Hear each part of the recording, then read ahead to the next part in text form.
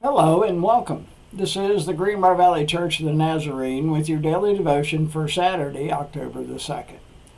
Today we are reading from the book of 2 Corinthians, chapter 5, verses 1 through 10. Here's the word of the Lord. For we know that if the earthly tent we live in is destroyed, we have a building from God, an eternal house in heaven, not built by human hands. Meanwhile, we groan, longing to be clothed instead with our heavenly dwelling, because when we are clothed, we will not be found naked. For while we are in this tent, we groan and are burdened because we do not wish to be unclothed, but to be clothed instead with our heavenly dwelling, so that what is mortal may be swallowed up by life. Now the one who has fashioned us for this very purpose is God, who has given us the Spirit as a deposit, guaranteeing what is to come. Therefore, we are always confident and know that as long as we are at home in the body, we are away from the Lord. For we live by faith, not by sight. We are confident, I say, and would prefer to be away from the body and at home with the Lord. So we make it our goal to please Him, whether we are at home in the body or away from it. For we must all appear before the judgment seat of Christ, so that each of us may receive what is due us for the things done while in the body, whether good or bad. And that is the word of the Lord.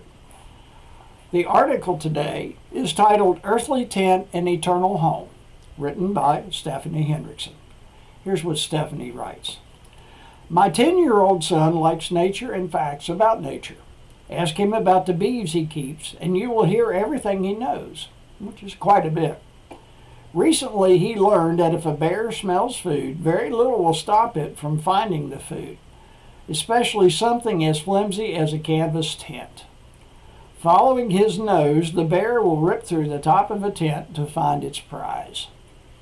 This shouldn't be surprising to us. After all, a grizzly bear in North America can weigh anywhere from 200 to 700 pounds. A little tent can't stand in the way.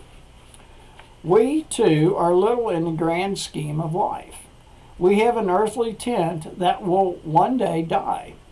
We cannot stop earthly death. We can, however, live as children of God, knowing what God has prepared for us.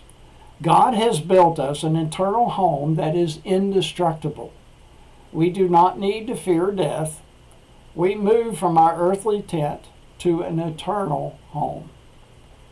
The blessings we have besides this promise is the joy of living here and now as children of God.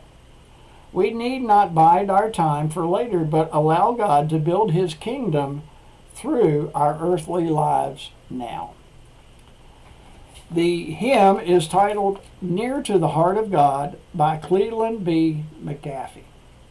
There is a place of comfort sweet, near the heart of God. And from the 20th Psalm, verses 7 and 8. Some trust in chariots and some in horses, but we trust in the name of the Lord our God.